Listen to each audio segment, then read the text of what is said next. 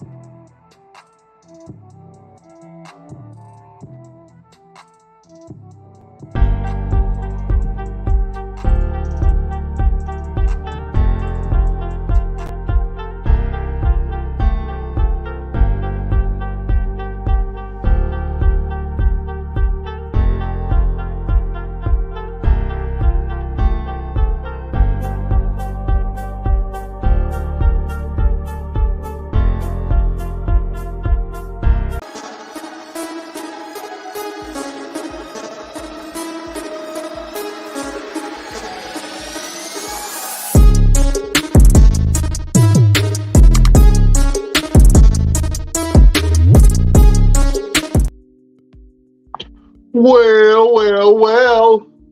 Beautiful people, best damn nation.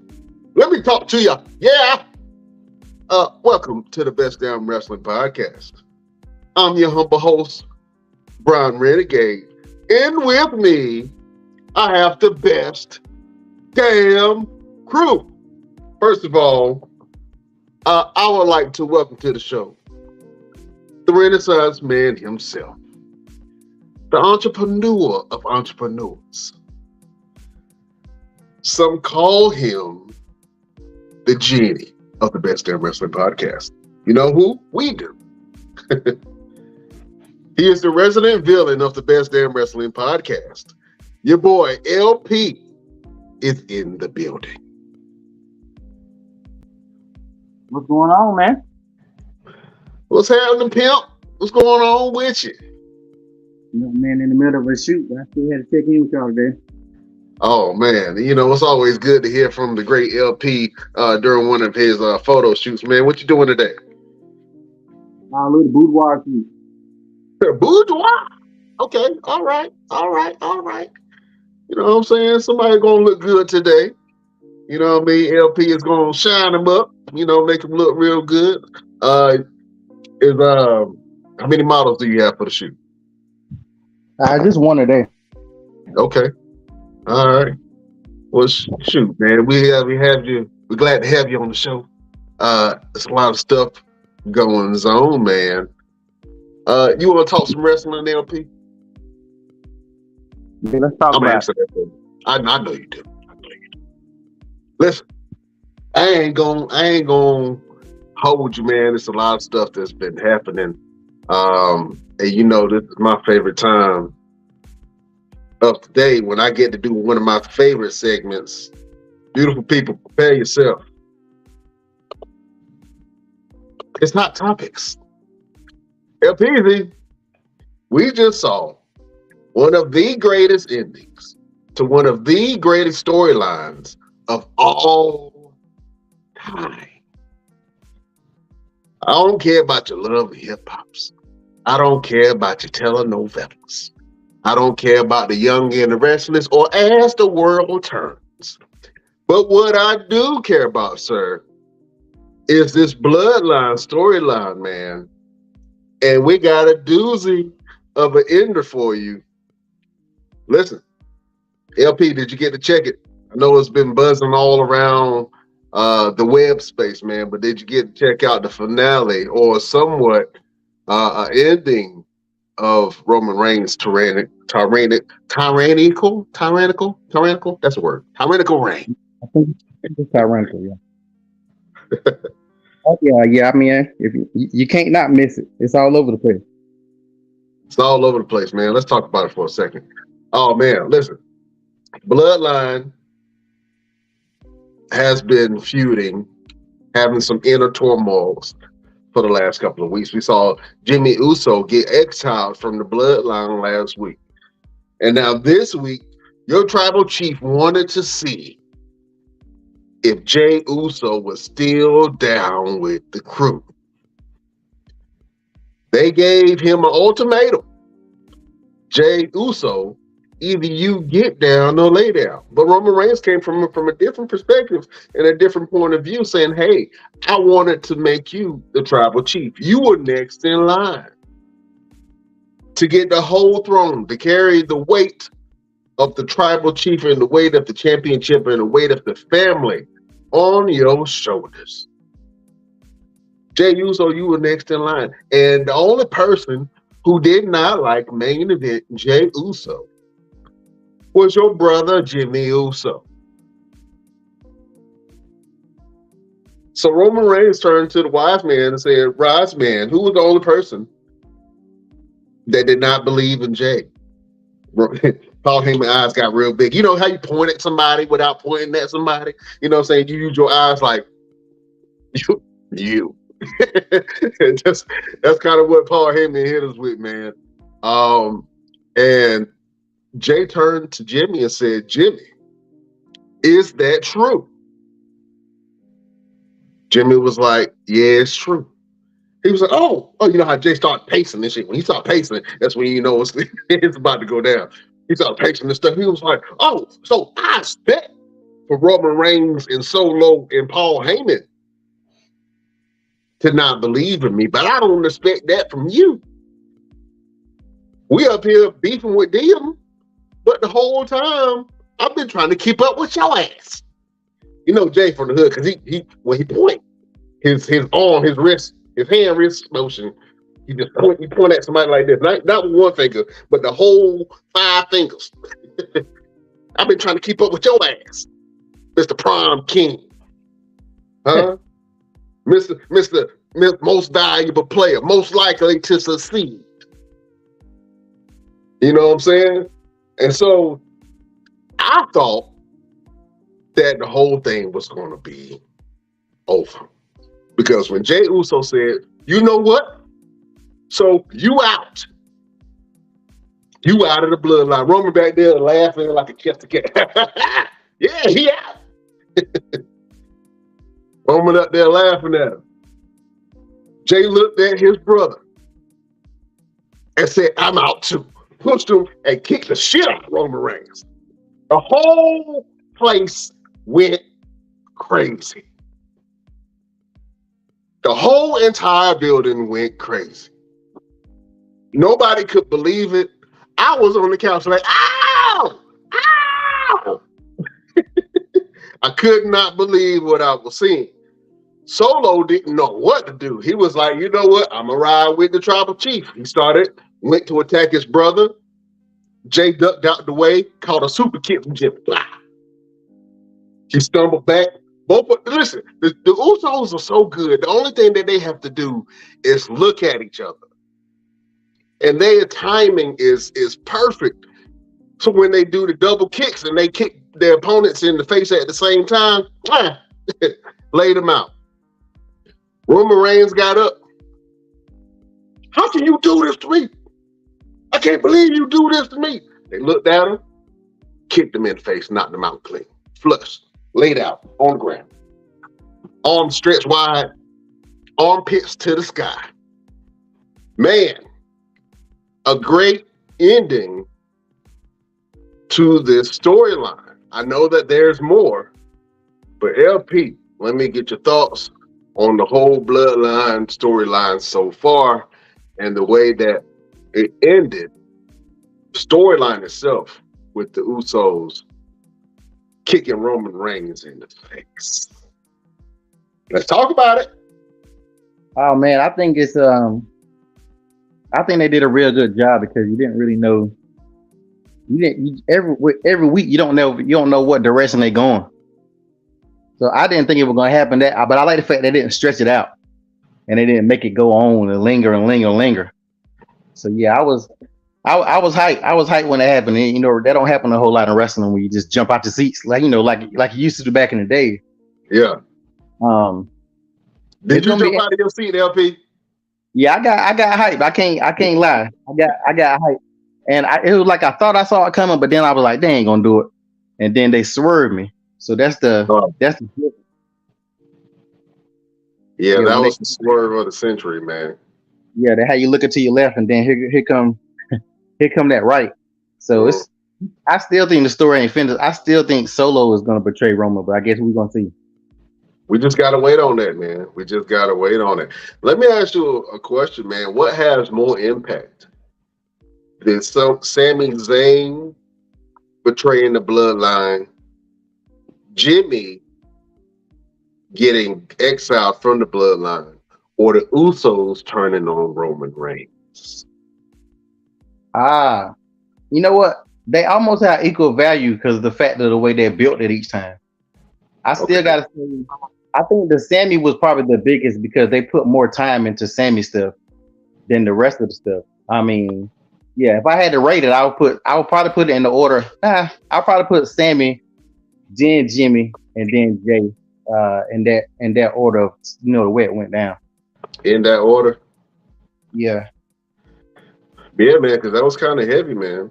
The whole betrayal of the bloodline thing, that was, man, it was tough. I think that when Sammy did it, it took all of the steam out of the bloodline and where they were going. It still told the story really well, which is what I love. And Sami Zayn has become a megastar off of the bloodline storyline. You know what I'm saying? Um, when Jimmy kicked Roman, I didn't know where that was going because I wanted to see it, and I think everybody else wanted to see it. But when it happened, we were like, "Oh snap!" You know what I'm saying? It caught me off guard, and it caught millions of other people off guard. But this one, when the Usos kind of betrayed the bloodline itself, and now we have a civil war where more than likely it's going to be Roman Reigns and Solo Sikoa versus the Usos at Money in the Bank. That's going to be a great match. LP,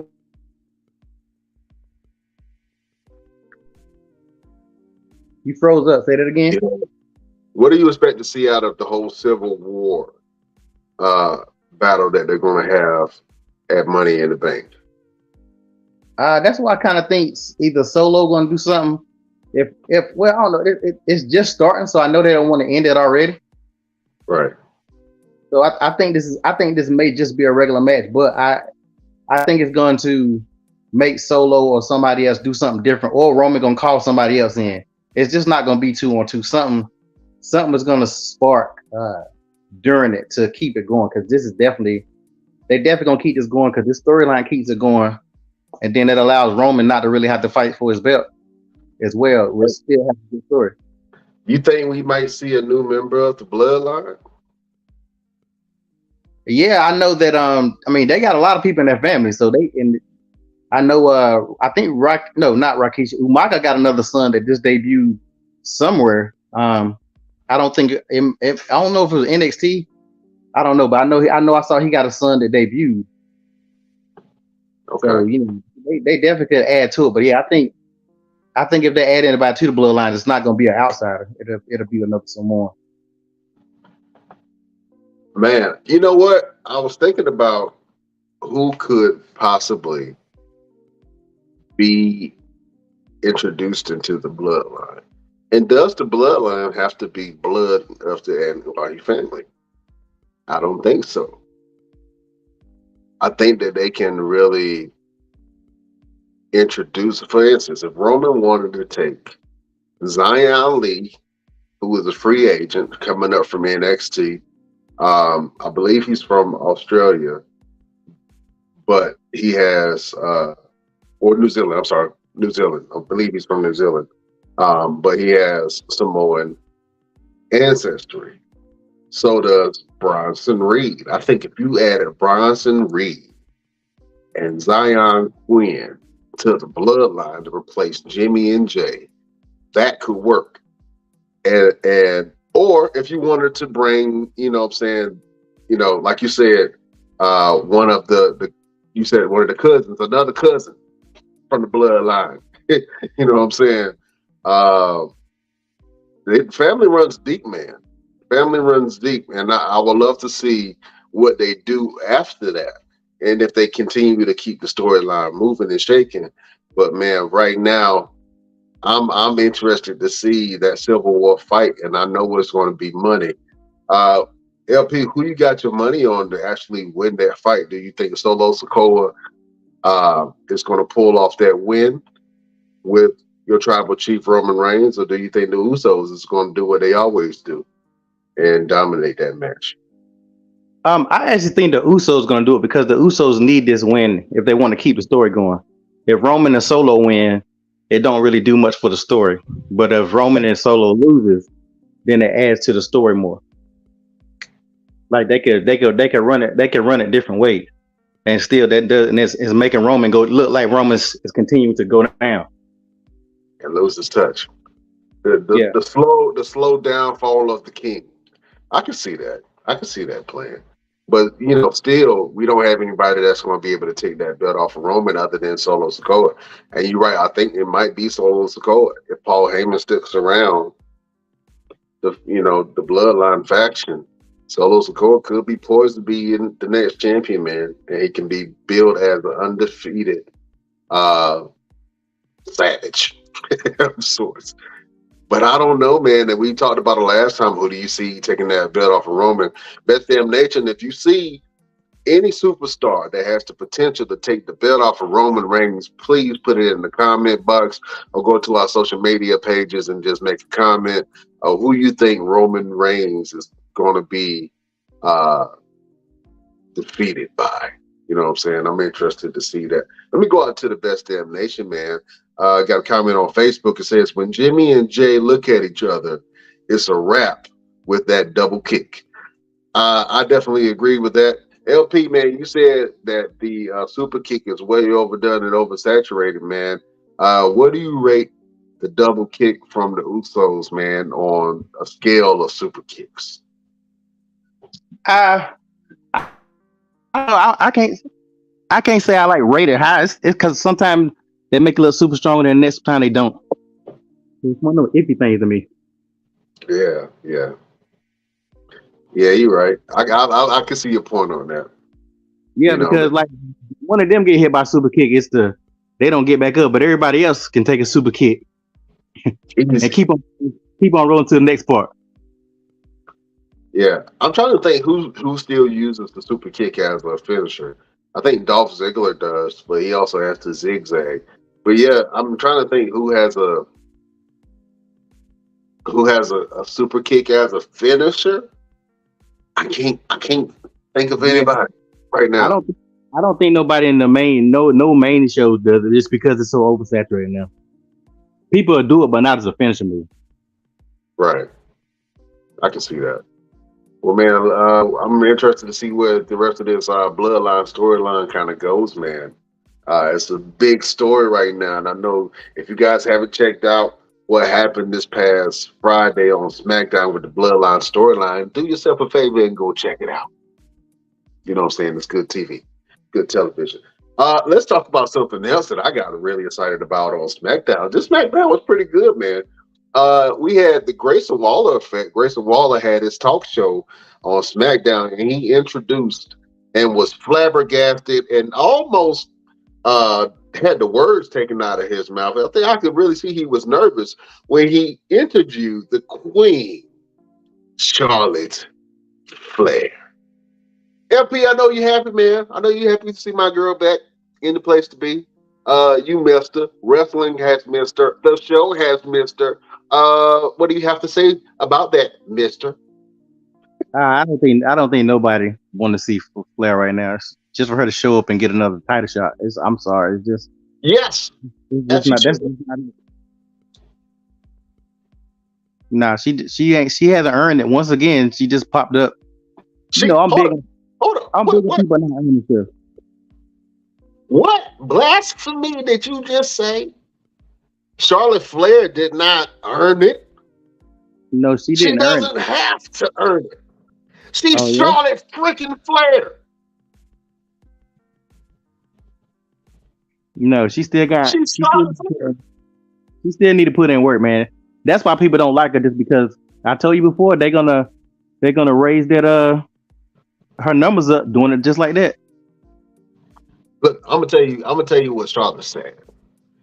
She said, back of the line.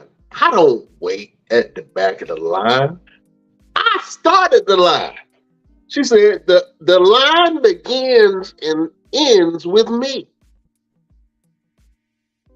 I created the line. I'm not waiting in line for a title shot. You know what I'm saying? Like, why? I'm Charlotte Flair. Why do you want to see Charlotte Flair dig her way up from the bottom to the top? What sense does that make? That's just like watching um, Brock Lesnar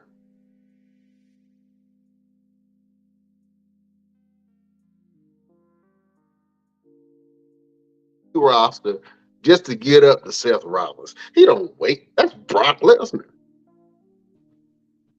You know what I'm saying? Nah, it still got to make sense. You breaking up. You froze. You froze.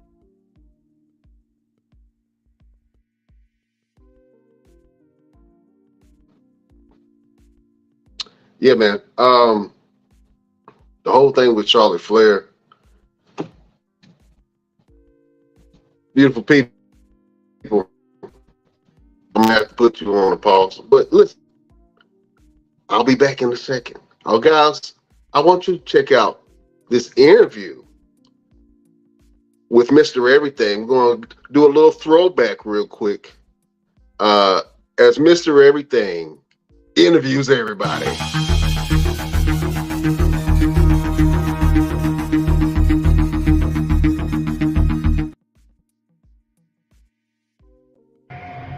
Ladies and gentlemen, at the Best Damn Wrestling Podcast, this is your boy, Mr. Everything, and I just went to battle with this legendary superstar, this man of God, this soldier of arms.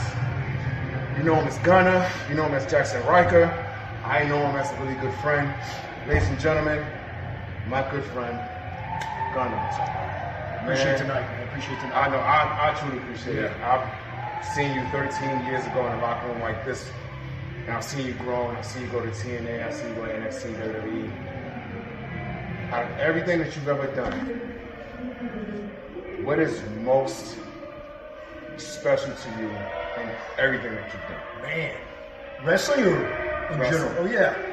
Oh boy, man, that's a lot of memories. For me, one that can stand out, I think, is and I've said it before on many shows. I'll say two things. One, in 2012, I got a chance to wrestle Sting, who I grew up watching. But then in 2014, me and Nick Aldis, Magnus at the time, main evented Manchester Arena for the world title. That stands out to me because I remember just how electrifying the crowd was. We went into that match, long story short, Nick from that area in England, and we're thinking, dude, this will backfire. But they hated him, they loved me, he told a story, and it's just, that's one of those memories I think that'll last forever for me. So I've got many, but that's a standout. That's a standout. Yeah. Man, you are an amazing individual. You are a blessing to me, all the guys in the professional wrestling business, not just this locker room, everybody. And I humbly thank you so much. Appreciate you. Ladies and gentlemen, Gunner, Mr. Everything, back to you guys at the Best Damn Wrestling Podcast. Well, a little blast from the past, man. That was Gunner, formerly Jackson Riker, with the WWE, man. He's doing his thing, and he's on his farewell tour, wrestling all around the country. Mr. Everything was breathing hard because he had just got finished rolling around in the ring with him, man. So that was a great interview. I just thought I'd bless you guys with a little twofer, you know what I'm saying? Little blast from the past, man. But SmackDown was super crazy. Going back to the women's division, we have Bianca Belair, who's claiming that she's next in line for the belt. Charlotte Flair feels like she shouldn't have to wait in line. She should automatically get a title shot. And she does have a title shot because Asuka accepted Charlotte Flair's challenge. And now we have Charlotte Flair versus Asuka at Money in the Bank. And Bianca Belair said, no matter which one of you wins, I'll be watching and waiting. Best believe your girl Bianca Belair wants to get back on top. Um, I think that she was an absolute great champion. I hope that this time away from the belt really gives her the opportunity to really go further with her character and really build it up and define it. I'm interested to see what they do with Bianca Belair now that she doesn't have the belt and now that she's chasing the belt along with Charlotte Flair. The SmackDown Women's title contention spot is really heating up, and eventually I think we're going to get Bianca versus Charlotte Flair. Maybe that might be at SummerSlam. Maybe that might be at Survivor Series, or maybe they might try to hold that off for WrestleMania. I know that's going to be big. I know I'm waiting to see it. SummerSlam makes sense because now they're both on the same brand and they're both doing their thing. But let me know what you guys think. Who would you rather see with the title? Do you want to see Charlotte Flair hold the title again? Do you want to see Bianca hold the title again? Or do you think Asuka has what it takes to have a lengthy title reign like she used to have back in the day? Comment in the comment box or hit up our social medias to let us know what you think. But I can't wait to see Bianca versus Charlotte. I think that's going to be absolutely great. Bianca was taking little jabs at Charlotte, man. She was saying, I didn't have to win the title 14 times to make history, to become relevant. You know who had to do that? You did. You know what I'm saying? Just throwing shots, little jabs at her. You know what I'm saying? So I'm excited to see where that goes. Something else that happened on SmackDown, the tag team scene is kind of heating up, and they were trying to see who was going to be the next contenders for the unified tag team titles with Sami Zayn and KO. You know who we got? We got Pretty Deadly. I knew when I saw Pretty Deadly ringside that they was going to win that match. I absolutely knew that. But now we have Pretty Deadly versus KO and Sami Zayn. I'm not sure if that's going to be at on the SmackDown or if that's going to be at Money in the Bank. But when it does happen, I'm pretty interested to see who actually wins that. I know they might try to split up the belts, or Pretty Deadly might take it. I'm not saying that I don't like KO and Sami Zayn holding the belts because they are great on TV and their dynamic together is really good. But to be honest with you, I mean, Pretty Deadly is a great team. They're very entertaining. So we'll see if KO and Sami Zayn are able to hold on to those belts when they challenge Pretty Deadly. And we get to see what Pretty Deadly is really made of. Let's go over to Monday Night Raw, man. Monday Night Raw started off with a bang. Finn Balor attacked your boy Seth Rollins, man. Seth Rollins came down to gloat, came down to dance. Everybody was excited. Everybody was partying. And then all of a sudden, man, Finn Balor just came out of nowhere, beating the hell out of Seth Rollins, got him outside, coup de grace off the steps onto Seth Rollins' chest. That means he jumped off the steps and both of his feet landed directly in his sternum. Pushed all his shit out. all his good got discombobulated. Seth Rollins was on the ground. He thought it was over. It was not. He came back around for a second round, jumped off the steps, hit him in the same place again. Stomped all yesterday's lunch out his stomach. And then he was like, okay, I'm leaving.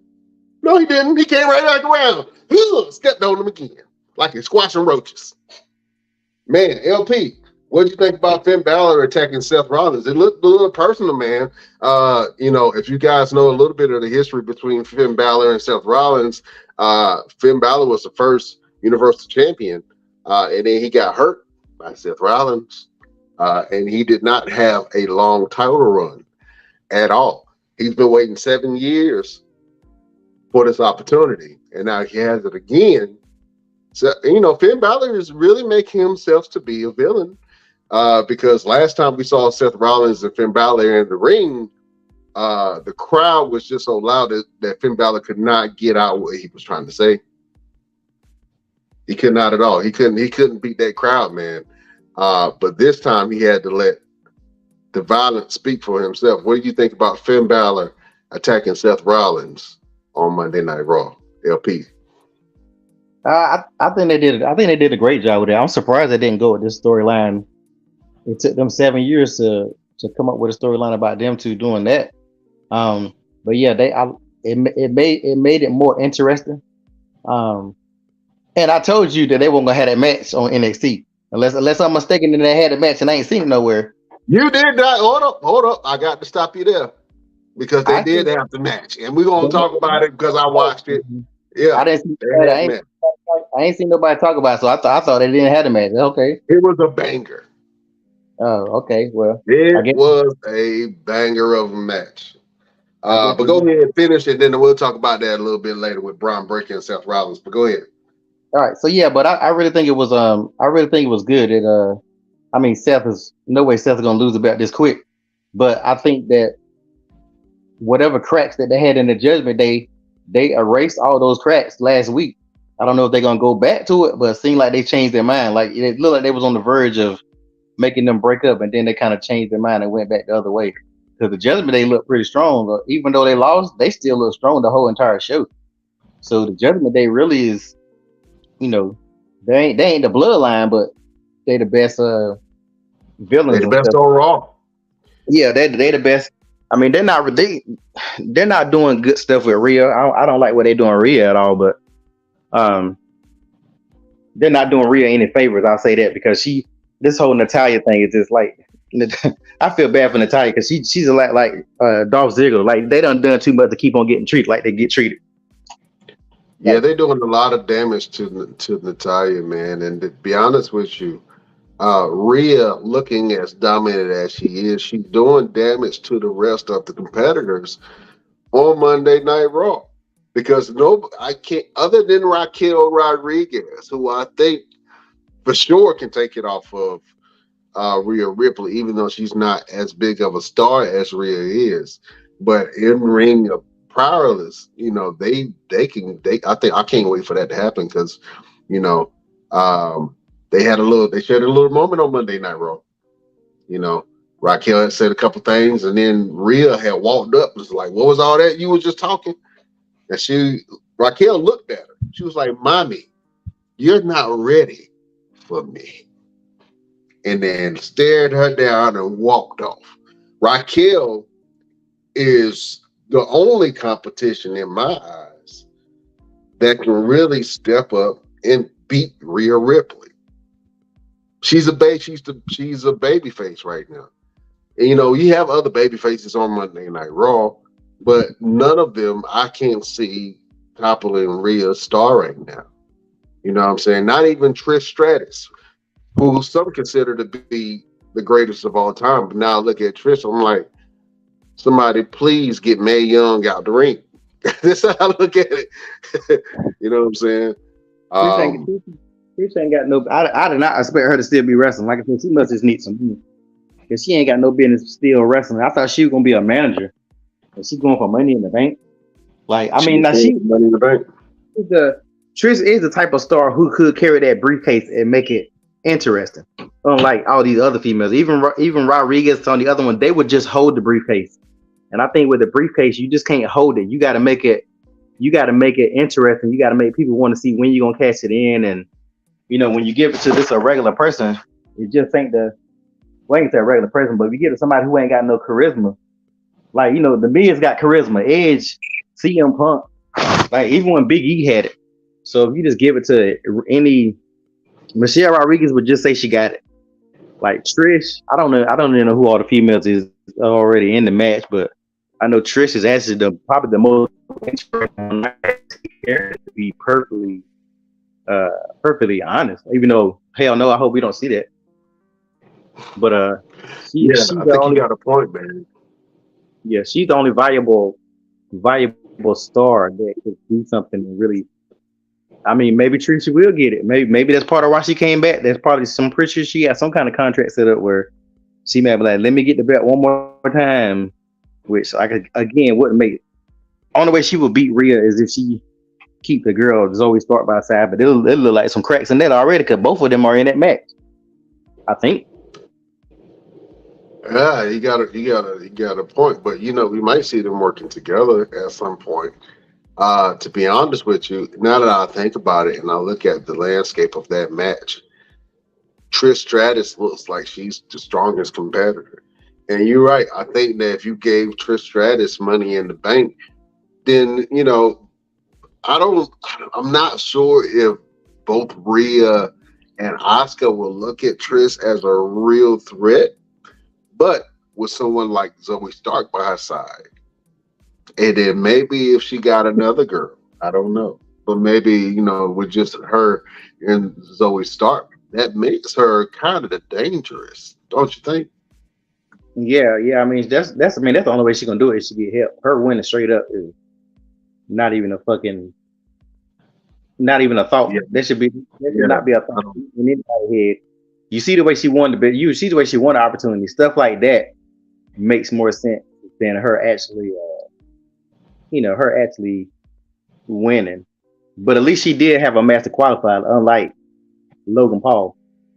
Oh man, I'm glad you said that. So let's go ahead and make that transition over because Logan Paul brung his slug ass back to WWE and sat at the top of a ladder and kind of started. I thought he was baby facing for a second, talk about how great Cleveland was and the people that came out of Ohio and all that stuff. And then he was saying, I'm going to bring honor back to Cleveland because he's like the best thing I ever did was move from Cleveland. And so he was just going in on the crowd, man. But he said he talked to the higher ups and they put him in the Money in the Bank match. And then for some reason, Ricochet came out and then Shinsuke came out and now everybody started coming out. But when LA Knight came out, he fired up everybody. LA Knight is the favorite, even with Logan Paul in this match. LA Knight is still the favorite to win this thing. And I like everybody that's in this match. If I had to say who was ready, I would say LA Knight is definitely ready. And LA Knight would make it interesting if he was Money in the Bank. I don't want to see Logan Paul with the belt pop in and out and then challenge somebody and just like get it like that. I hope that does not happen. Because I think that. Go ahead. No, well, I was about to say, I think with the last couple of Money in the Banks, not really. It doesn't matter like it used to. I think with LA Knight, they can make it matter. With Logan Paul, they're not gonna make it. But you do know when stars get over organically, they are quick to say screw the fans and do something. So when Logan Paul showed up, I was like, oh, here we go, because LA Knight had it in the bag. So now I don't got LA Knight. I don't got LA Knight at 100%. I got him still winning. But it's a high chance that they're gonna pull some bullshit and give it to Logan Paul, which the fact that he didn't even have a qualifying match is just a spit in the face to these guys in the back. I know that their job. To everybody, the women included. Yeah, I had a guy in one of the wrestling groups. He said that Logan Paul brings eyes to the product. I know you said it a lot, but like I told him, he really don't. He brings eyes to the product on TikTok and YouTube, but his people are not tuning in to the pay-per-view. They just wait for the highlights to come out. I'm pretty, he is bringing eyes to the product and they talking about it, but it's not affecting anything in the big picture. Yeah, they have viral moments, but that doesn't help anything. Or the Peacock subscriptions going up, or the pay-per-views getting bigger. Like, no. So Logan Paul, he's not really bringing eyes to the product like they act like he is, because he really not. It'd be different if it's a boxing match. His fans will tune into a boxing match. It's just him, but they're not tuning in to watch a whole lot of wrestling. People they don't care about just to see him when they can just see it on TikTok on Monday or. Listen, LA Knight came down to the ring. It told Logan Paul that he makes content for 14-year-old girls on TikTok and he want to call himself a megastar. Listen, he said that, bro. I dropped everything and busted out laughing. You can see on his face that kind of stung when LA Knight said that. And then Logan Paul didn't say nothing else after that. He kind of talked off the mic a little bit, and you can hear certain things he was saying. Oh, okay, this guy's coming up now. But when after LA Knight said that, bro, he shut everything down, man. And to be honest with you, I would love to see LA Knight get this opportunity. LA Knight was one of those guys that came up from NXT that you were saying was in the group of a bunch of nobodies. But LA Knight is doing his thing right now, man. And to be honest with you, Money in the Bank, I would love to see LA Knight win that, but I already know that they're going to give that to Logan Paul. I already know it. And it sucks to say and see, but I know that's what's going to happen. But I thought that was a slap in the face when he was like, oh, yeah, I just talked to the higher ups and they just put me in the match. For the men and women that had to qualify for that, I thought that was kind of disrespectful. You know what I'm saying? But at the same time, I already know that Logan Paul is a big outside star, almost Bad Bunny-ish. We were talking before who was the greatest celebrity wrestler ever.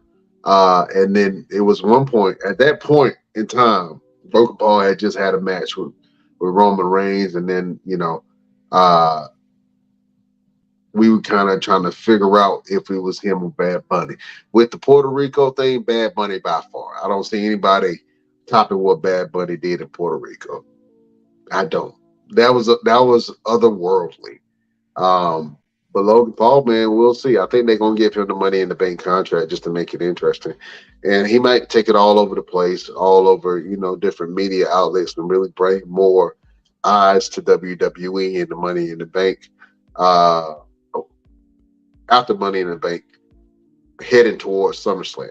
That's the next big event. They got to promote that. I can see them having Logan Paul cash in his contract after he wins it at SummerSlam. I don't know if you agree with me, but that's kind of how I feel like they're leaning towards. And I'm pretty sure he's going to cash it in on Seth Rollins. I doubt if he's going to do it. Yeah, he's not gonna do it on Roman. From what I'm hearing, Bobby Lashley's supposed to be getting his shot. Whether we'll see, because right now they give Roman this space because that's why they keep on doing this whole storyline, because Roman once again is not going to defend his title at the next pay-per-view. So the next time he defends it, like something literally has to happen, or even if it's against one of them, he got to defend his belt. Like, y'all can't keep on talking about this guy's just the greatest, this and that, and the third, and the dude don't never defend his damn belt. Seth Rollins defended his belt in the gymnasium against against scrubs. So you can't sit here and say, I know he just fighting champion, but at the same time, like, you can't have Seth doing all this. And you got to think too, Seth is having these big matches every week and everywhere else. Seth put more wear and tear on his body than Roman putting on his. I know Roman did a house show when he went against Rey Mysterio, which was surprising to everybody. But that was a house show, so damn well he won't about to lose his belt at no house show. Right. Yeah, and they're not gonna give Rey the opportunity to fight the next pay-per-view, I don't think. So I actually think LA Knight is better because LA Knight can pop up on both shows and really bring and talk his trash on both shows. Logan Paul is just going to show up here and sporadically. But if you really pay attention to Logan Paul has zero mic skills. Like, he don't have the fans boo him because he's a heel, but they don't got a choice because he's not likable. He doesn't know how to talk. The stuff he says, you can tell they let him do what he want to do, which is another piece of crap. He should have a script, not trying to. Yeah. I think the only thing funny he did say when your boy Butch came down, he was like, "What's this? Bring your kids to work day?" Like that was that was Listen, funny. I freaking love Butch because I knew when Pete Dunne, aka Butch, came down to the ring, everybody just got to finish talking. And his music hit. I was like, Butch ain't gonna say nothing. He ain't gonna say nothing. Butch walked right down to the ring, got in the ring, ain't say shit. He just punched Logan Paul in the face and started going at it. I'm like, yo, I love Butch because everybody wanted to see that happen. And I know I could always count on Butch to lose his mind and just go savage on somebody for no reason. I enjoyed it.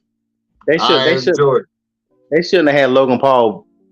If they're gonna have him do what he did at the end, nobody got hit with nothing for real. Like people got thrown out of the ring and little stuff. Like if y'all gonna do all that, like they needed some. I know he punched Butch, so of course that, but everybody else still should have been good. Like and nobody else should have been knocked. After Butch walked down to the ring and punched Logan Paul in the face to start the fight, I didn't care what happened after that because that moment was just so iconic to me. He didn't say nothing. He just walked. Everybody just got finished walking down to the ring saying, "Oh yeah, I'm going to win Money in the Bank. I'm going to beat you." Blah blah blah. But soon as he got in the ring, he was on sight. He didn't say nothing. I love that aspect of it, man. And I was like, I don't even care if they ended it with Logan Paul punching out, but I don't care. The fact that that Butch walked in there and got his lick off, that's all I cared about, man. That's all I cared about. You know what I'm saying? Damn that lick when you got knocked out at the end. I don't know about that one now. Getting a lick in is cool, but I don't want to get laid out after the fact. As a fan, I didn't care. I didn't care after that. Me as a fan, to be honest with you, because I just saw that and it made the whole segment for me.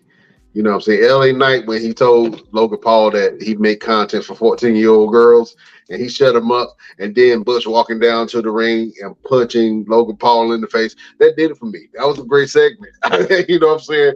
And it was at Logan Paul's expense, man. But to be honest with you, I think that we're going to have to vote on it. Best Damn Nation, who do you feel like is going to win Money in the Bank?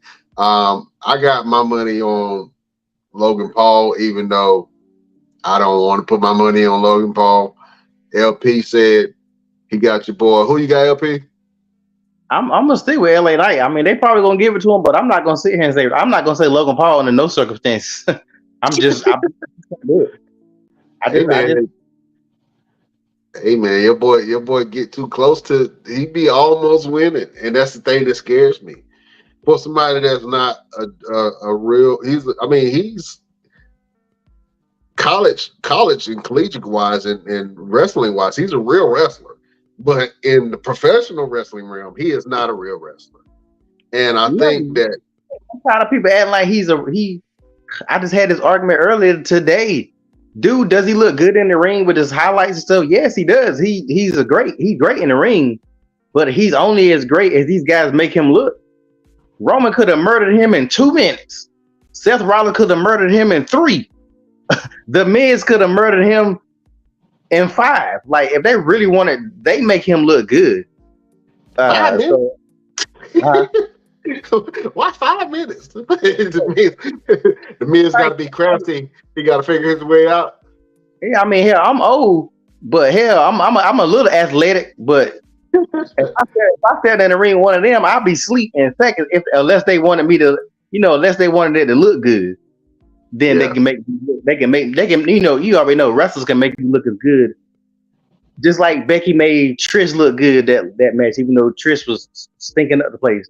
Like whoever you work with is gonna make you look good, and that's one of the reasons why John Cena said he didn't want to wrestle Austin Theory. Not Austin Theory. Who was Awesome. John Cena didn't want to wrestle somebody. Austin Theory. No, it was somebody else. They wanted John Cena to wrestle before Austin Theory. God dang, I can't think of who it was. Was it Logan Paul? I don't know. It was somebody. It was probably Logan Paul. I think I did hear that. Yeah. He didn't think that Logan Paul was ready. Yeah. So, but I mean, we'll see. What is it? was it 2 more weeks or a week? I know sometime next month. Mm-hmm. So Yeah, let's go out to the Best Damn Nation real quick. We got Mama Everything going live. She said, "Hey guys, how you guys doing? We good, Mama Everything." LP, say hey to Mama Everything. Hey, how you doing? Well, tell your son to show up to work. Yeah, just taking time off. Yeah, we're gonna turn to a 2-man podcast. We're gonna have to start bringing in some new folks. Bringing in some new people, man. I got you, man. We got some new guests coming in. We get some female personalities and all kind of stuff. Have a feeling when people don't. Yeah, that way we bring some of the Best Damn Nation on when we missing people to fill in the spot. Yeah, we're gonna have to start doing some Best Damn People, Best Damn Nation. I might do that. Do a little sign up. You know, it's a little competition for the Best Damn Nation to show up on and give their thoughts on some of this wrestling content, man. We got another comment from the Best Damn Nation that says Gunther can probably do it. I think that's referring to beating Roman Reigns. LP, do you think that Gunther got the juice to beat your tribal chief, Roman Reigns? I really think he does, but as always, it depends on how they're gonna play it. I think now with Roman not having the full bloodline, it makes him weaker now. So you remember before we always said that when Bobby fought him, he needed the Hurt Business to back him up. With Gunther, you got Imperium. But now, if it's just Roman and Solo and Paul Heyman, it ain't the same as it was before when you had that whole squad. So other people really can really take on Roman right now, and Gunther definitely can.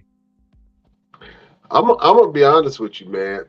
I haven't seen too many people where they feared the faction, right? I think the bloodline really elicited a lot of fear from people because they said, "Hey, this is the crazy part. The bloodline was so powerful. It's almost like the NWO at that period of time when the NWO was running the whole industry, and you knew if you had a match with anybody from the NWO, you was gonna get jumped. You remember that, LP? Oh yeah, and spray painted. And spray painted. You're gonna get beat up and spray painted. So it's the same. So it's the same kind of thing. In most recent memory, the bloodline was one of those factions that elicited that type of fear. Where anybody that went up to the bloodline was like, I'm a fighter, but I already know it's gonna be tough because it ain't just Roman. It's Roman and everybody else in his family. You know what I'm saying? Roman Reigns' auntie might jump in the ring one day. Just you know what I'm saying? You never know. You fighting the whole damn family. So I think they elicit a fear. I think Indus Sher will elicit fear once they start talking a little bit more. They're very imposing on Monday Night Raw, and I got to talk about this because Indus Sher just destroyed Cedric and Shelton. Cedric and Shelton, they put up a little fight. They got some licks off. You know what I'm saying? They was going in, but the result was going to be inevitable. Indus Sher won that match. Cedric and Shelton, man, are a far cry from the Hurt Business that they used to be. And to be honest with you, I think that the feud within the Hurt Business when Cedric and Shelton was fighting Bobby Lashley, that really hurt Cedric Alexander and Shelton Benjamin as competitors. And it made them look inferior. So now they just beat up guys. Like everybody is beating up on Cedric and Shelton, and I don't get it. Because Cedric Alexander is the truth. He can't, the boy can go. Shelton, as old as he is, he still can go. Man, they just crapping all over your boys of Hurt Business, man. What do you think about Indus Sher beating Cedric Alexander and Shelton Benjamin, LP? Yeah, I mean, they definitely jobbing them out, making them look like jobbers. I mean, Cedric is still young. At least Shelton Benjamin has had his time in the sun, so I can see if Shelton is kind of like Dolph and letting the new guys come up. But Cedric Alexander is still pretty new. He ain't even really had his chance yet. I think he gonna leave eventually. I think he gonna get tired of it. I mean, Ain't Sheldon is. nowhere. I mean, Ain't, where no, else can he go? I ain't mean, it ain't. nowhere. But you Like, gotta think. He can go to. There's a lot of other promotions, but they can make a living now. Let's not act like WWE is in one shop. no, I'm talking about from a standpoint of that the WWE is the pinnacle. If you can stay on the roster for a certain amount of time, you can get paid pretty damn well for a long period. Now, I'm not saying that you can't get paid the same thing, if not more, outside of the WWE. But to be honest with you, why would you want to go and I can see okay. I'm gonna take that back because this has worked for some people. When your boy what's his name? Shit, Zack Ryder had Zack a lot Ryder. of people. Zack Ryder. Matt Cardona changed his name to Matt Cardona. He started doing a lot of things on the indie scene. Probably made more money on the indies collectively than he has in WWE. But you can't not give him the nod for, hey, you are a WWE superstar.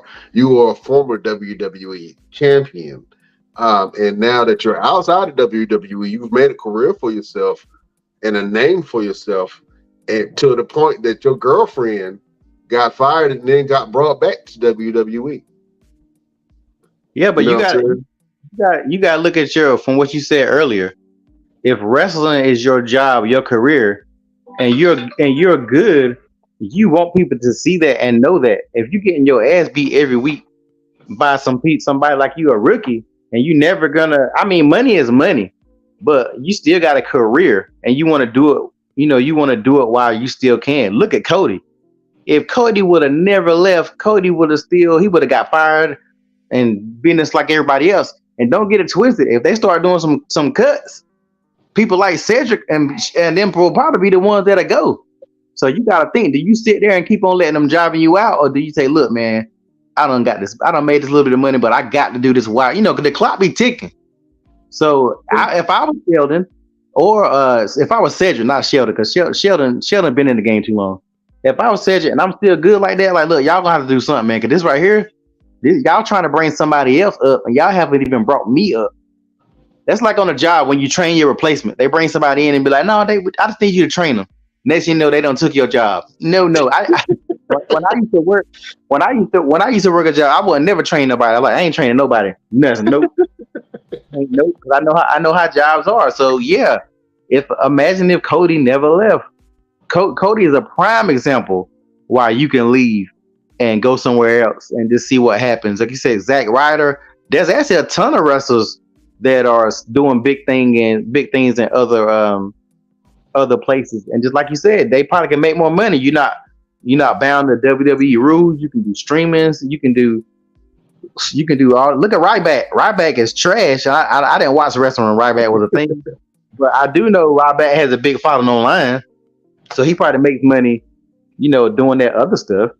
So Right. yeah, if he gets to the point you ain't you feeling like your job ain't doing you right, get your ass up out of there, man. The thing is, Cedric can go somewhere else and get big, and then WWE be like, "Damn, man, we had this opportunity. Let's bring him back." Just like they did with Cody. They saw what Cody was, and they were like, "You know what? This dude is huge now. Let's bring him back." But Right. Cody would have stayed in there with the Stardust outfit on. He You would never. eventually listen, this is how I honestly feel. I felt like Cody had to leave and to do something. AEW came through Cody, which is great, and Cody brought AEW to where it is now, which is a real competitor. Not in the wrestling atmosphere. You know what I'm saying? I'm not gonna say that they're a direct competitor to WWE, which, quote unquote said unsaid they are. But realistically, they can't really compete. That's just like Bank of America and your local bank. It's not they both banks. You know what I'm saying? You both get money from them. You know what I'm saying? There are benefits to both, but by far, Bank of America is the most recognized bank. You know what I'm saying? That was, and I want to talk to you about this real quick before we get into the rest of the show, and then before we end it. There was it was a message going around on social media. I think somebody had posed a question, and then it got picked up by a lot of wrestling circles to say, "Would you like to see Kofi Kingston have another championship run?" His first championship run was really lackluster. He didn't face any huge challenges other than Randy Orton, who was probably one of his biggest challenges was Randy Orton at that time. And then Brock Lesnar squashed him in like what 4, 5 seconds, 7 seconds, or something like some crazy stuff like that. So the question was, do you want to see Kofi Kingston have another championship run? I'm gonna pose that question to you, LP, because that's a very interesting question. Would you like to see Kofi Kingston have another championship run? I mean, he's earned it. I definitely think he's the kind of guy that earned it. But to be honest, I'd rather see Dolph Ziggler get another run before I see Kofi Kingston get another run. So, I really feel like those older guys like that still have been through hell because they has remained. They had Dolph Ziggler and them boys fighting in the bootleg fight club that they had down going back there. Like they do whatever they do whatever they ask them to do and don't complain about it. So I would definitely say give them one more chance. But until they balance out some of this playing field, man, it's really gonna be pointless because if you give them the belt, you don't have them lose it so quick.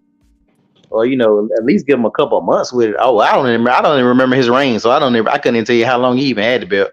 I know he wasn't even supposed to really even get the belt, but the fans made it happen. So I think that's the only reason why they gave him the belt anyway, because of the whole Kofi Mania thing. It wasn't because they were going to give it to him, because they definitely was not going to do it. So Kofi wasn't even in the picture, man. That was one of those situations where the fans 100% made a superstar. I would even say, but I can't even say nobody else, because that was really organic the way that Kofi rose, almost like LA Knight. But LA Knight ain't really put in the work yet. He put in work on the independent scene, and he did a little something in NXT. He was the first $1 million champion in a long time, him and Cameron Grimes. But to be honest with you, he hasn't put years into WWE, but he feels like he's old. This is the thing. One of the guys, I think Barry Corbin, came back and said, it was like, you NXT guys come up and then you think that you're old, all this stuff. You know what I'm saying? Like you're supposed to get a title chance and you're supposed to get all these opportunities. You're so entitled. And I would have to say that they are. I feel like LA Knight is a little entitled because I really wanted him to have some really good wrestling matches. You understand what I'm saying? I don't want to see I like the entertainment stuff. I want to see LA Knight's wrestling matches. He had a great match on SmackDown. Who did he face on SmackDown? Geez, Louise, ham and cheese, please. I forgot. But anyway, it was a really good match. But I want to see him wrestle more and talk more and really legitimately build up his star. You know what I'm saying? So we'll see where LA Knight does, man, in this Money in the Bank thing. Hopefully he pulls out the win and proves me wrong, because I got Logan Paul to win this thing. I got Logan Paul to win it. I don't want to say it. I hate to say it. It felt nasty coming out my mouth, but that's what's going to happen. You know what I'm saying? Real quick on Raw, we had the return of Tommaso Ciampa. And I've been wanting to see Tommaso Ciampa for a long time. I was wondering what happened to him. He got hurt. And then the Miz got pissed off because Seth Rollins had got hurt earlier in the night. And he was saying, look, I wanted a match. I was going to challenge Seth Rollins. So I'm opening it up, open challenge to anybody on the Raw roster who wants to fight me. So then he came up. Tommaso Ciampa's music hit his old music. No one will survive this. I loved it. I love seeing Tommaso Ciampa back. I think Tommaso Ciampa is a real star. I think that he makes himself dangerous. I think he just needs to align himself with somebody because the playing field of WWE is a little bit different. So maybe he needs to look somebody else to bring up his star. But I'm happy to see Tommaso Ciampa back. I want to see what Tommaso Ciampa do, and I'm so excited. Let's go over to the Best Damn Nation, man. We got a couple of comments over here. What's up, guys? By the Elite not being at Dynamite tonight, what do you think Punk? Do you think that Punk will be there? That's a good question. LP, do you think that CM Punk will be in the building tonight with the Elite not being there on Dynamite? I thought they were just gonna keep him on the Collision show. I thought they was making that his show. I mean, I may be wrong, but that's what I thought the point Isn't of that a pay-per-view? Huh? Isn't Well, that not- a pay-per-view? No, I think that's the name of the show. The show that he was when he debuted back. That's the new show. If I ain't mistaken, I might be mistaken, but I'm mistaken. Somebody can correct me if I'm wrong. But no, it's the new show. So Punk will be on that show. They basically trying to get like two brands to space out some of the wrestlers, which they should do because they got a lot of wrestlers. Yes, no, I don't think CM Punk is going to show up because, I mean, it's inevitable that these guys got to work in the same company. I mean, that's just who hasn't had a job where you got people you don't like. That's a regular thing. Like I used to hate half the people on my jobs. So that's part of life. It's a little high schooly, don't you think? You know what I'm saying? Like, oh, he gonna be there, well, I ain't gonna be there. You know what I'm saying? I mean, it kind of is, but it kind of ain't because a lot of jobs people go through that kind of drama. You know, he say, she say, people going back telling the boss different stuff, and you know, I don't mess with this person or this person messing with this person, and you know, it's the life factor. I mean, they may get over it. They can be like men and be like, look, man, I was wrong, you was wrong. You know what I'm saying? Let's get this money. Because that's really boiled down to, at the end of the day, let's get this money. Especially with CM Punk getting older. He definitely need that money. And these other guys, the Young Bucks, whatever, they need that money too. The Young Bucks are cool, but let's not act like the Young Bucks are the greatest. I used to like the Young Bucks a lot when I used to watch them on Ring of Honor. But I don't care for them as much as I used to. I just thought it was very entertaining. I never thought they was great wrestlers. Kenny Omega, now that's something totally different. Kenny Omega he earned the right for people to think he's one of the best in the world. But the Young Bucks, nah, I can't. You know, they're to me, I've never been that big on them outside of their entertainment part. Yeah, I like the Young Bucks and their style of wrestling. I think for me, the indie style, and we were just talking about it earlier about certain moves being overused, and the Young Bucks for me are one of those groups that overuse moves. They do spectacular moves in the ring, but how many times can you super kick somebody? You know what I'm saying? Like 25 times in the face in one match. You know what I'm saying? They pull off some moves that are spectacular that look like finishing moves. You know what I'm saying? And that kind of bothers me a little bit. But to be honest with you, man, I love the Young Bucks. I love what they're doing. I don't know. Hopefully they're all on the show. Maybe they need to confront each other. You know what I'm saying? Start a little beef, a little internal. You know what I'm saying? Maybe they need a little friction to be able to carry the rest of the product, man. Because even CM Punk being back, you still have MJF as the champion. I'm not that excited to watch Dynamite anymore like that. Like I catch it on the back end, but I'm not regularly tuning in. You know what I'm saying? I think that the Bloodline storyline has been so great that it kind of just drew me into WWE, and I kind of slowed down on watching AEW because the more I watch it, the more it just don't make sense to me. You know what I'm saying? Like certain things don't make sense. Do you feel that way, up here, or am I tripping? Well, I mean, with me, I just ain't got that kind of time. I don't got time to watch.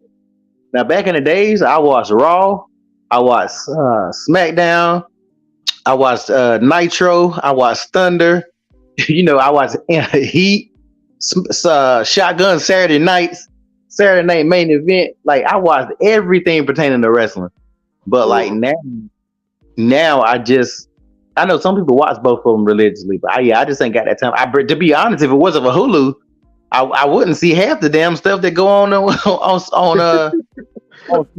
Raw. SmackDown Raw, yeah. Thank God for streaming. So yeah, I just ain't got time. Man, I definitely would though, because I when I catch the stuff that I do catch, I do enjoy it. I do think AEW has better wrestling. I just think WWE has better storylines, but they're not that different like everybody else they are, because WWE they have one good storyline. Everybody else is kind of less like there. But AEW matches and their promos are 1,000 times better than WWE. Like you can take several of the promos that go down to AEW, and you can't hardly count no promos. Like they don't even really do promos on WWE like that if you really think about it. Like they do backstage segments. But when was the last time somebody got in the ring and cut a hell of a promo? I can't even think of that.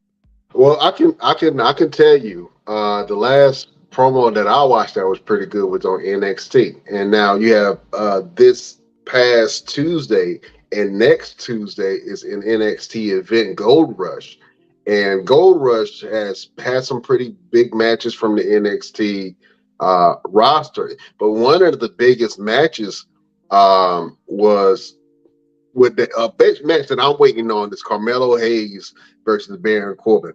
I know that don't seem like a big match for a lot of people, but it was a big match for me because I saw Carmelo Hayes step up on the microphone a little bit against Baron Corbin. And, Carmelo Hayes was like, look, Baron Corbin, you're not the first big guy that's come in here. You're not the first main roster guy that's come down and tried to take my spot. He was like, you keep saying that this is your house. You keep saying that this is your house. But since I took over the lease or the deed, I done put some extra rooms in here. I done put some extra windows in the house. And I had to replace the roof because I kept blowing that bitch off. Carmelo Hayes was saying, I am him. I am everything that you came here to do. I'm that challenge. You're not going to make a name off of me. Try to get your relevancy back. You know what I'm saying? And Baron Corbin hit him with the, I'm going to do what I always do. I'm going to come in. I'm going to take your championship. I'm going to go home. My wife going to make me a drink. I'm going to cook a big ass steak and I'm going to sit in my multi-million-dollar house and put that belt on the wall on my trophy wall. Man, you got to go back and watch that. I know I'm paraphrasing for both of them, but I want to see that interaction, man. I think that happens next week between Carmelo Hayes and Baron Corbin. But this Tuesday, we had Seth Rollins versus Bron Breakker. I didn't expect that to happen. I didn't expect Seth Rollins to accept Bron's challenge. I didn't accept Seth Rollins to even show up after he got all his guts rearranged by Finn Balor. I didn't expect that at all. But he showed up and he showed out. They put on one hell of a match. Bron Breakker surprisingly dominated most of that match, where I thought on multiple occasions Bron Breakker was going to be the new champion. I was like, I can't believe that they're going to do this, but if they're going to do it, why not do it on a show like this for NXT? And that would not only bring and boost up the ratings for that show, but that will also bring Bron Breakker in and introduce him to the Raw roster as a legit badass to be able to take down Seth freaking Rollins. But he had a great showing against Seth Rollins. Seth Rollins pulled out the win, but it was a banger of a match. And if you had not had the opportunity, please do yourself a favor and go back and check out Seth Rollins versus Bron Breakker on the first night of NXT Gold Rush. That was the main event for that. Let me go back out to the Best Damn Nation, man. They're on fire right now. We got Jay Logan says, get to the guests, man. We already went past that. You late. Let's go. Rumors are also that they have plans for Punk versus Quinta, but it was scrapped. I'm not sure if I said that right, Quinta, but I think I know who you're talking about. That would have been a big match. AEW has some really great booking. I can say that they have great booking. Do you guys think Punk will declare himself as Collision World Champion since he came out with the belt he never lost in the red bag? That's a good question. I'm gonna pose that to the best damn nation. If you guys have an opportunity, answer this question. Do you guys think that Punk would declare himself as Collision World Champion since he came out with the belt he never lost in that red bag? It's a good question. Thank you, Victor Nash, off of YouTube. Appreciate that, sir. Oh, man. Real quick, LP. There was something that I caught on while watching NXT. They're going to bring Raw Underground to NXT. I like Raw Underground. I like where they were going with it. I didn't know how it was going to fit in the show. I felt like it should have been its own entity. I think Shane McMahon was on track with it, but for some reason they just stopped doing it. For some reason, man. But now there are two people, Damon Kemp, and I don't know the new guy's name. It's skipping my mind. But he's really good. I watched him wrestle. But they have a Raw Underground style match. But the thing that really confused me was Damon Kemp's brother, Gable Stevenson, came out and said, "Hey, he went to his brother's competitor and say, I will train you to fight against my brother." That I didn't understand that. Why would you train your brother's opponent against your brother? That just don't make sense to me. How you gonna start off with beef? How you gonna start the whole thing off with beef? But that's interesting though. But I'm really interested to see if they keep the Raw Underground around. And if they do, I think that'll be good for NXT, man. For new people that ain't really doing nothing, if they know how to fight, at least they can get around and show people that they know how to fight. And then maybe they might draw some interest to their character. And maybe they might start doing some things on the main show for NXT. But to be honest with you, I'm glad that Raw Underground is back around. And I want to see what they do with it because I did like it. LP, did you like Raw Underground? Not at all. You didn't? I did not like it at all because it was like a bootleg. It looked too much like Brawl for All for me. It gave me Brawl for All vibes, and we all know how bad that turned out. So no, I think it. It did give the guys something to do. We remember Brawl for All though. Yeah, I remember Brawl for All, but I remember how everybody came off bad. Nobody came off good at the end for Brawl for All. Yeah, it ruined Bart Gunn's career. Dr. Death Steve Williams, Brawl for All did not work out.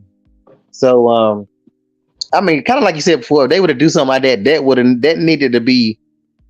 They need to make that an online show, like subscribe to WWE online or something, and make it an actual show. It don't need to be on a network. They don't need to put that much time in, but they can make that online only, Peacock exclusive or something like that. I should be working for these people because I got better ideas than they got. Instead of trying to put it on NXT, that could work online. Like kids or whatever will probably watch that online. Right. People watch that online even if they don't watch wrestling, especially if they think it's shoot fighting. So yeah, that's the only place the Underground should be, not on the show. I don't think so. I think it has its place. I think you could really do something with it because a lot of NXT people that come up through NXT or even coming up the main roster do have MMA or fighting backgrounds. You know what I'm saying? And it's I love to see almost UFC element to it. And if they can make it work, because they're already owned by Endeavors, who owns UFC too. So it would just make sense if you can do a small segment or a small show, Raw Underground, and have NXT and SmackDown and Raw, people that aren't really doing much kind of compete in that element. I think it was good. During Raw Underground, I saw how badass Dolph Ziggler was. Dolph Ziggler was terrorizing everybody in Raw Underground. Double Kato, who is in NXT right now, he was dominating people in Raw Underground. Raw Underground was the first time we saw Omos as that big ass bodyguard. You know what I'm saying? He looked like part of the building. You know what I'm saying? He was big as hell. That's the first time we saw Omos, man. But like I said, I hope they did. I hope they do something with it. I think NXT is a great place for that. And if they do make it a sub show, I hope they do make it a sub show. I will watch it. To be honest with you, I don't know about you, but I would take a look at it. I don't know. I'm just saying. If it's online, I mean, it's easier to check on stuff online. I would if it was something like that. I definitely would, and it wouldn't cost them much to do that. Okay. All right. Best Damn Nation, let us know what you think about Raw Underground, man. Are you guys excited to see Raw Underground back, or do you think it should have stayed where it was in the obscurity of WWE events and ideas? That goes a long way. Oh man. Well, listen, Best Damn Nation, we have had a great show. LPZ, let the people know what you got going on, man, and where can they find you? As always, you check me out on my Instagram, One Click Photography Shoots, photos, fashion shows, events, all that good stuff. You can check everything out on there. Oh man, if you need a photo shoot, go hit up your boy LP. He got what you need, Jack. He got what you need.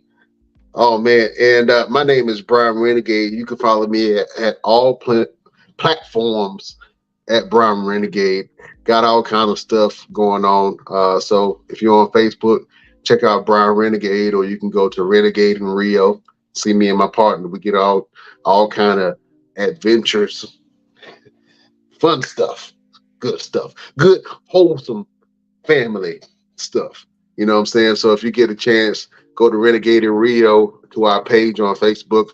Or you can check me out at Brian Renegade on all platforms and see what I got going on. I don't know why the Hot Topics is playing, but if you want to check out the show on our social media, the only thing that you have to go is to our Instagram at the Best Damn Wrestling Podcast. You can go to our Facebook group at the Best Damn Wrestling Nation. You can visit our Facebook page at the BD Wrestling Podcast. You can go to Twitter at Best Damn Crew. You can visit us on Twitch at the Best Damn Wrestling Podcast. And you can visit our TikTok at Best Damn Wrestling Podcast. And if you want to support the show, well, the only thing that you have to do is go to our Patreon, www.patreon.com/the Best Damn Wrestling Podcast. For as little as $5, you can join the Best Damn Nation. You can get all kinds of goodies. We got cups, we got mugs, we got shirts, we got hoodies, we got all types of goodies for your pleasure. And we got behind the scenes content that you can only check out if you are a part of the Best Damn Nation. We've had some great interviews so far. We've interviewed the great Ron Simmons recently. We've interviewed Ricky Morton. We've interviewed Gangrel. We've interviewed EC3. And we got more coming for you at the Best Damn Wrestling Podcast. So if you want to support your show, if you want to see us doing great things, let us be great and join the Best Damn Nation. Go to our Patreon, patreon.com/the Best Damn Wrestling Podcast, to support your boys and to support the show. LP, we do this each and every week. We like to give people a little bit of motivation, a little bit of feel good. You know what I'm saying? Something to get you through the week. Beautiful people, it is time for the final word. LPZ, do you have a final word for the beautiful people? I guess my final word would be just live. You know, whatever you got to do, whatever you're trying to do, whatever you want to do, just live and make whatever you want to do happen. Oh man, that's a good one right there. Just live. You know what I'm saying? Don't just work to pay bills. You work to provide a life for yourself. You know what I'm saying? Just live. You don't let the stress of your week and the stress of the day dictate on when you can show gratitude for living the life that you have right now. Even if you ain't where you need to be or where you want to be, just have faith. You know what I'm saying? Take a chance on yourself. Do something outside your norm. Eat something you ain't never ate before. You know what I'm saying? Just live. Live your life. Life comes in all different shapes and forms. But if you're true to yourself, you're true to what you want, and you go after what you want to have, then my friend, you are living life. You are living life. But that life ain't worth living if you ain't got love in it.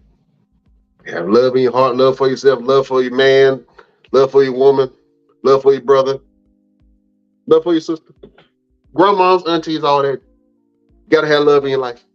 But just remember, beautiful people, to live your life. Don't be stressing. That's a beautiful word from your boy LP. You like how I elaborated on that, LP? Yes, sir. I appreciate that. You know, I try to do my reverend every once in a while. You know what I'm saying? Give it to the people. Beautiful people. I guess if I had to give you a final word, a word of motivation for today, it will be discipline will take you places that motivation cannot. Ooh. Discipline can take you places that motivation cannot. LP, let me ask you a question. You ever have a hard time motivating yourself to do something? Yeah, all the time, like going to the gym. Yeah, the gym is a struggle. I used to go to the gym all the time when I was young. Nobody had to ask me to do it. It was just an automatic thing. I would work out 3-4 times a day, and I was buff. I was so buff that even when I was living in Raleigh, right before I moved up LP, I used to go out to the club. And, you know, all my homeboys just up and got married and, you know, started living lives. So I would go to the club by myself. It would come to the point where I would just go into a club, and then the owners and security would come and say, "Hey, are you working tonight? Are you working this corner right here?" And I'm like, "Hey, man, I don't work here unless you want to give me a paycheck tonight. But other than that, I don't work here. I'm just a patron, just like everybody else." Like, who that big dude in the corner? But discipline helped me stay in the gym, helped me stay fit. When I lost that discipline, that's when I started putting on weight. That's when I had to motivate myself to get up, go to the gym, go for a walk. But when you can't motivate yourself, if you stay disciplined to something, if you stay disciplined to an activity, or if you stay disciplined within yourself or in a practice, or even something, stay disciplined within your religion, discipline can take you places that motivation cannot. Because sometimes a little motivation won't get you nowhere. But discipline can force your ass to get up and get going and get to it. You know what I'm saying? So discipline will take you places motivation cannot. If you can't get motivated, if you can't find motivation, discipline yourself to do it and get it done.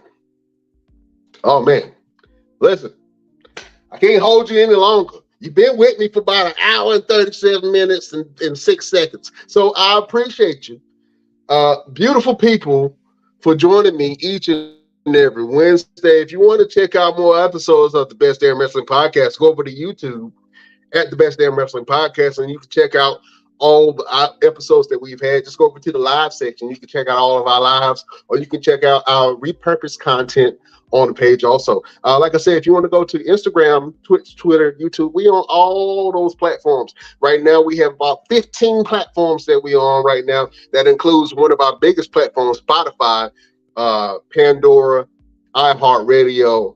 Anywhere you get your podcast, you can check out your boys, the Best Damn Wrestling Podcast, each and every Wednesday. Jack, see what we got going on. You know what I'm saying? We got more good stuff coming to you. But I can't hold you no longer. I know you got stuff to do. You know what I'm saying? I know you got some work that you got to do. If you in school, you got homework. And if you got a partner, you got to pay them some attention. So you can stop looking at me and go on to doing what you was doing before. But I appreciate you guys. And as always, we will see you next week on the next Best Damn Wrestling Podcast. Beautiful people, we bid you adieu. Bye-bye, bitch.